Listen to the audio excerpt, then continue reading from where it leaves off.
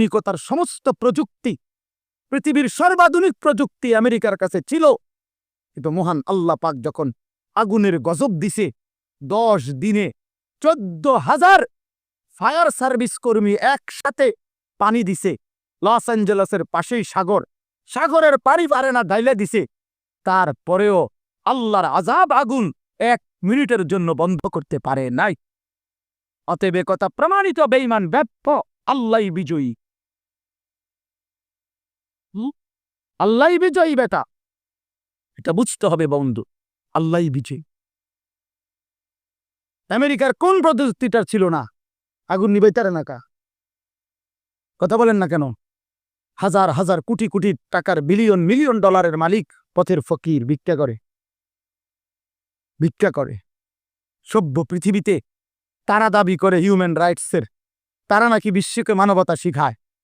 অথচ যেদিন আগুন লাগছে আপনার ক্যালিফোর্নিয়াতে, লস অ্যাঞ্জেলসে, মানুষের বাড়িঘর পুড়ে যাচ্ছে, দাবান হলে ওই সময়ও লুটতরাস, অরার দেশের জন্য ওখানে লুটতরাস শুরু করে দিছে।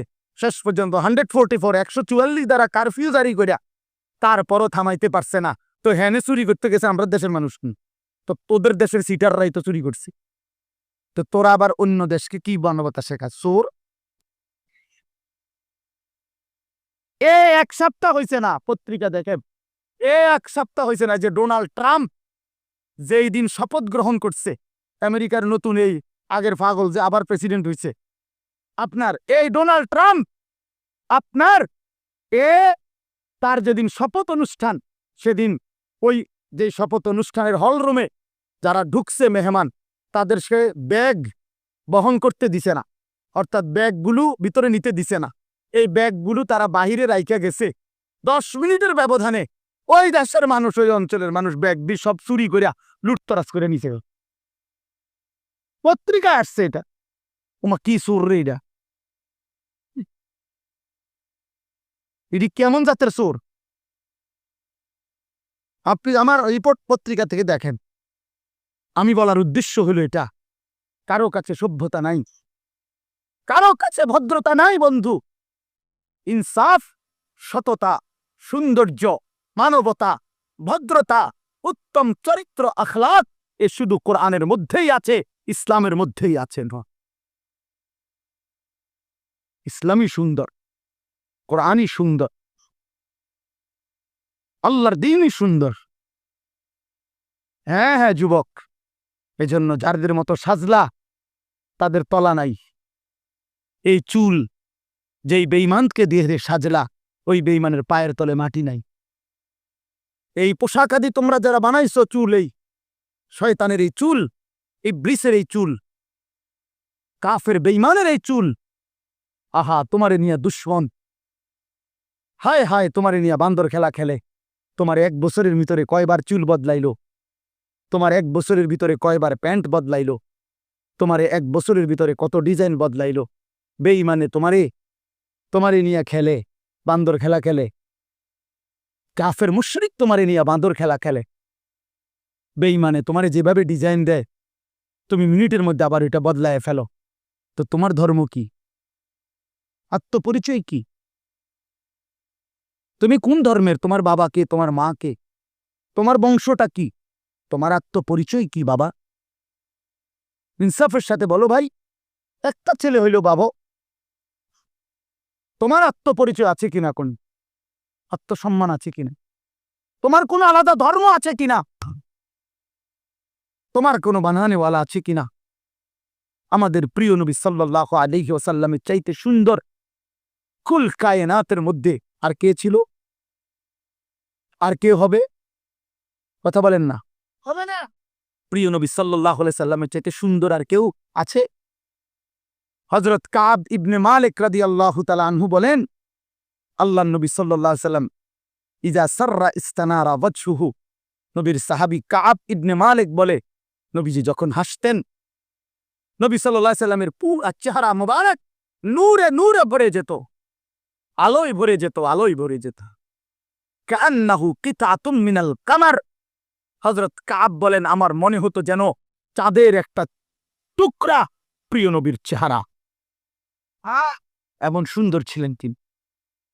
হযরত আবু হুরায়রা তিনি বলেন, আল্লাহর নবী যখন হাসতেন আমার মনে হতো কান্না শামসা তাজরি ফি ওয়াজহিহি, মনে হতো যেন ওই পবিত্র চেহারার মধ্যে আসমানের সূর্যটা খেলতেছে,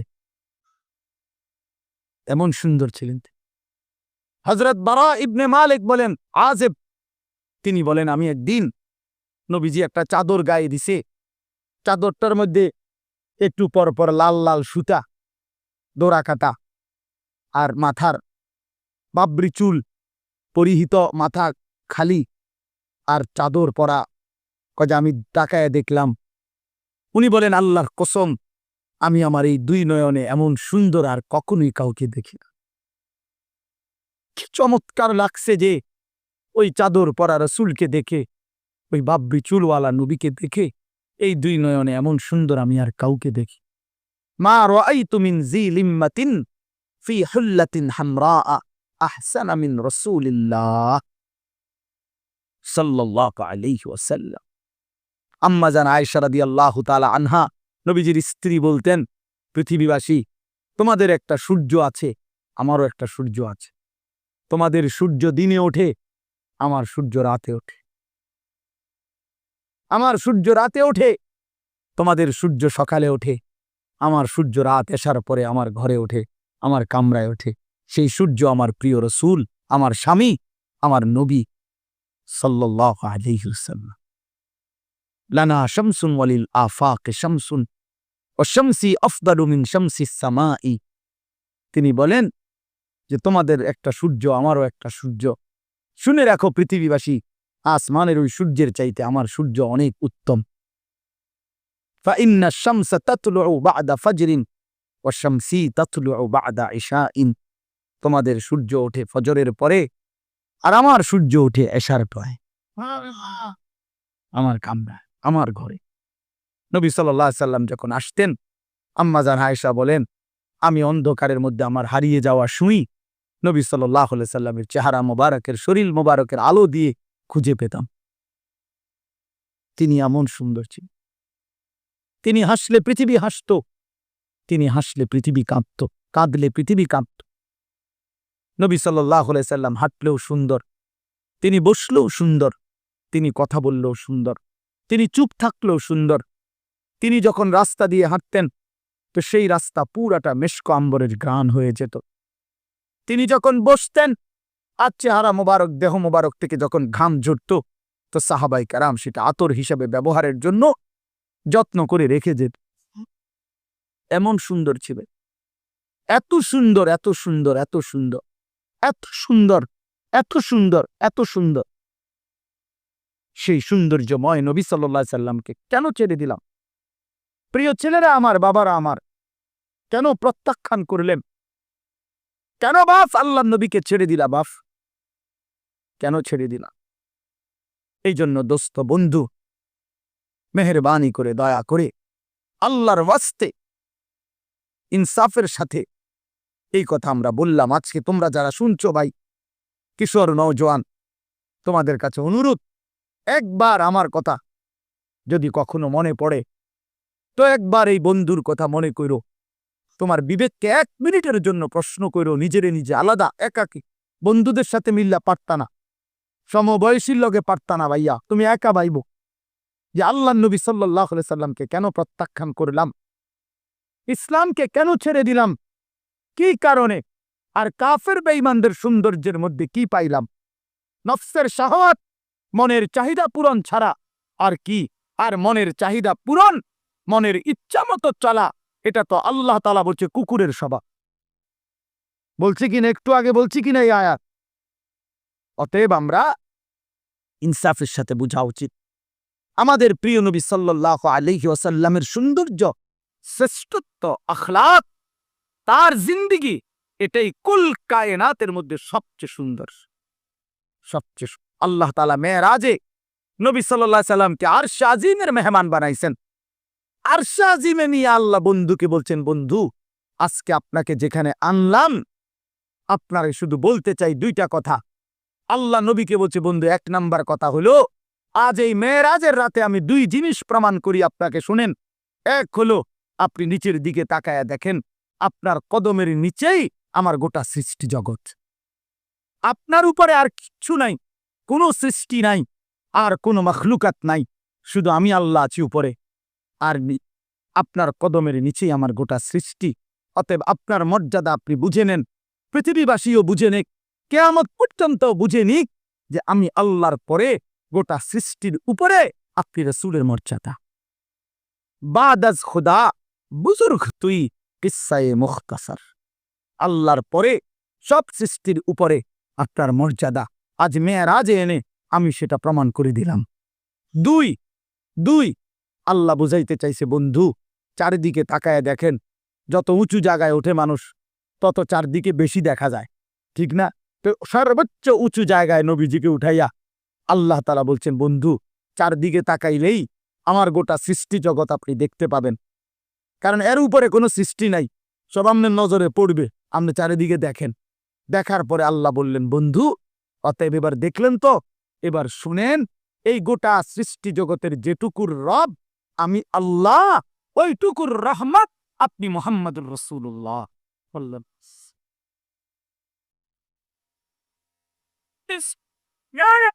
আমি রব্বুল আলামিন, আপনি রাহমাতুল লিল আলামিন। যত কিছুর রব আমি, তত কিছুর রহমত আপনি। একই শব্দ ব্যবহার করছেন, রব্বুল আলামিন রাহমাতুল লিল।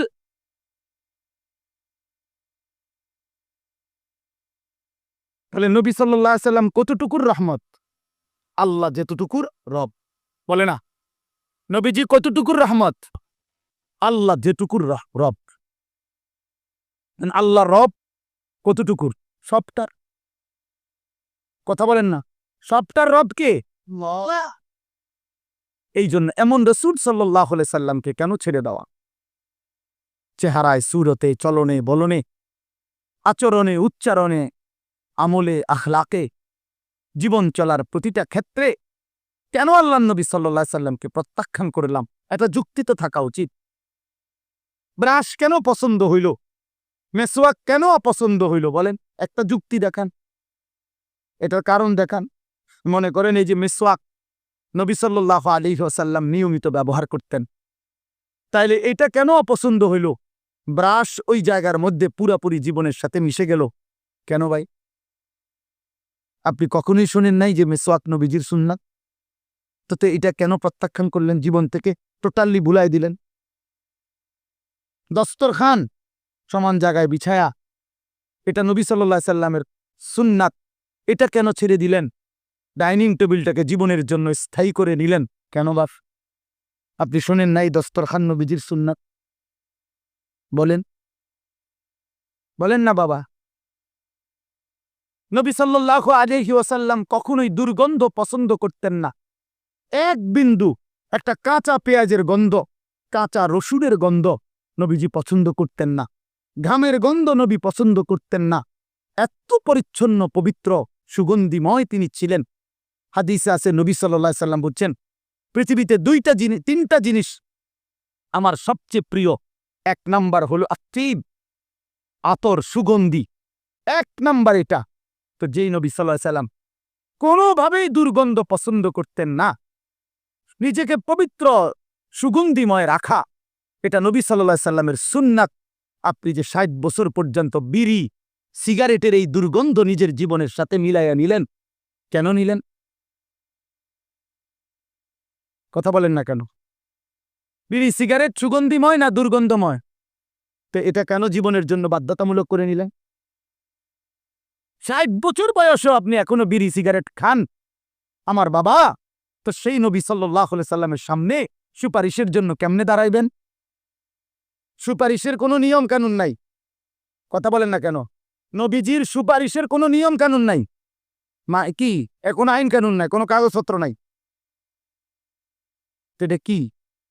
আল্লাহ নবী সাল্লাল্লাহু আলাইহি সাল্লাম বলে দিছে নাকি যে উম্মত মৃত্যু পর্যন্ত গুনাহ, চুরি, ডাকাতি, জিনা, ব্যভিচার, সুদ, ঘুষ, মদ, জুয়া, নারী, ছবি, নাটক, সিনেমা, বিড়ি, সিগারেট, বেপর্দা, বেহায়াপনা করতে থাকবা মৃত্যু পর্যন্ত, আমার কাছে আসবার পরে আমি জান্নাত দিয়ে দেব। এই তো সুপারিশ, এটাই তো কথা, তাইলে তাইলে বলেন বাবা, ওই দুর্গন্ধওয়ালা চেহারা নিয়া, মুখ নিয়া নবীজির সামনে কেমনে দাঁড়াইবেন? কেন ভুলে গেলেন? কেন ভুলে গেলেন? আল্লাহ নবী সাল্লাল্লাহু আলাইহি সাল্লামের এক এক সুন্নাতকে কেন প্রত্যাখ্যান করলেন? কেন প্রত্যাখ্যান করলেন? বলেন, ইনসাফের সাথে বলেন। বলেন, দাড়িবিহীন চেহারা কেমনে পছন্দ হইল? দাড়িওয়ালা চেহারা অপছন্দ হলো কেন? বলেন।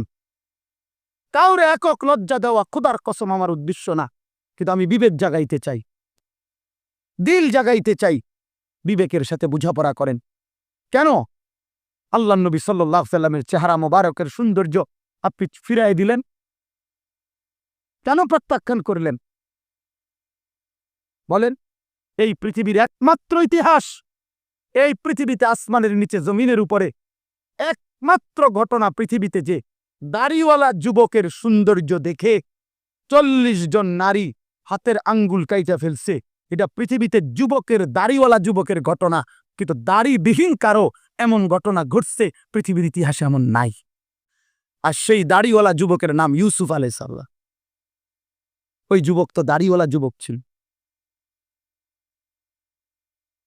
কথা বলেন না কেন? বলেন, সাফ বলেন, ইনসাফ করে বলেন। বলো নওজোয়ান, রাসূলুল্লাহ সাল্লাল্লাহু আলাইহি সাল্লামের পবিত্র চুল মুবারক বাবরি চুলওয়ালা ছিল। সাহাবী বলেন, এমন সুন্দর আমি আর কোনোদিন দেখি নাই। তাহলে তোমরা যারা ইহুদি, খ্রিস্টান, কাফের, মুশরিক, দাজ্জাল, বেঈমানের মতো চুল রাখছো, বাবা কারে জিজ্ঞাসা করে নবীজির চুল মুবারকের সৌন্দর্য ফেলে দিলা কেন? ফেলে দিলা কেন বাবা? কোরআন শরীফে আছে, আল্লাহ বলছে যার আমল নামা হাসরের ময়দানে হালকা হবে, গুনাহ ভারী হবে, ফাউম্মুহু হাভিয়া, তার মাথার সামনের চুল ধরে তারে ফেরেশতা টান দিয়া খোদার কসম জাহান্নামে হাসরের মাঠে তারে ফেলে দিবে, এরপরে লাথি দিয়া জাহান্নামে ছুঁড়ে মারবে।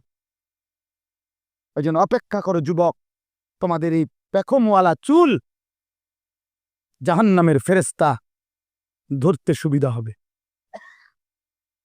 মনে রাখো বাপ, ফেলে দিও, কোনো অসুবিধা নাই, আমার বলা আমি বলে গেলাম। আর যদি কোনোদিন সুযোগ না পাই তো একবারই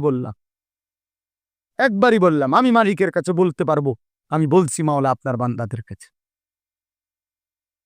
বলেন, কোরআন শরীফ আছে আল্লাহ তাআলা আবু জাহেলকে বলছে, আবু জাহেল তোর সামনের বড় চুল ধরে আমি তোরে হাসরের ময়দানে বেইজ্জতি করব। কাল্লা লা ইল্লাম ইয়ানতাহি লানাসফাআম বিন-নাসিয়া নাসিয়াতিন কাদিবা খাতিআ। এখানে আবু জাহেলের কথা। নাসিয়া মানে হইল চুলের অগ্রভাগ, সামনের চুলের বড় চুল, ঝুটি, এমনি চুল ধরে আল্লাহ বলছে ফেরেশতাকে দিয়ে আবু জাহেলকে বলছে তোরে আমি বেইজ্জতি করব। এই জন্য এই বড় বিশ্রী চুল, এটা আবু জাহেলের চুল। আল্লাহ নবী সাল্লাল্লাহু আলাইহি সাল্লাম, মুসলিম শরীফের হাদিস, বিশুদ্ধ হাদিস, শ্রেষ্ঠ হাদিসের কিতাব 2 নম্বর হলো মুসলিম শরীফ। এই হাদিসে আছে আল্লাহ নবী বলছে দাজ্জাল তার বৈশিষ্ট্য মোটা দাগে 3টা। 1 নাম্বার হলো দাজ্জাল যুবক হবে। 2 কাতাত, এই শব্দের অর্থ হইল স্বাভাবিকতার পরিপন্থী, এলোমেলো, এবড়ো-থেবড়ো, আউলা জাউলা চুল, বিশ্রী নতুন, এই স্বাভাবিক চলমান ধারার বিপরীতে চুল হবে। আল্লাহ নবী বলছে দাজ্জালের চুল। অতএব তোমাদের এই চুল দাজ্জালের চুল, এ তো মুমিনের চুল না, এই ইমানদারের চুল। আর নাই তো তুমি সেলুনের একটা চুলের ডিজাইন থেকে, যেগুলা সেলুনের মধ্যে লাগানো থাকে বিভিন্ন মানুষের চুলের কাটিং, এর মধ্যে জুনায়েদ বাগদাদি কোনটা এটা আমার কিন্তু দেখাও। হ্যাঁ দেখাও, বলে এটা হুজুর বাইজিদ বোস্তামির চুল। কথা বুঝছেন না কথাটা? অথবা বলে এটা জুনায়েদ বাগদাদির চুল আছিল, অথবা এইটা হুজুর শাহজালাল ইয়াবানির চুল। এটা কোনটা বলেন? একটা বলুক, ইনসাফ করে বলো ভাই। এই যে বলে এই চুলটা একটা ইমানদারের চুল, একজন বলুক। আছে এমন কোনো? এমন আছে ভাইয়া? বলেন না। তাইলে বন্ধু আমার, কেন হেরে গেলা? কাফেরের কাছে হেরে গেলা কেমনে? মুসলমান তো হারে না।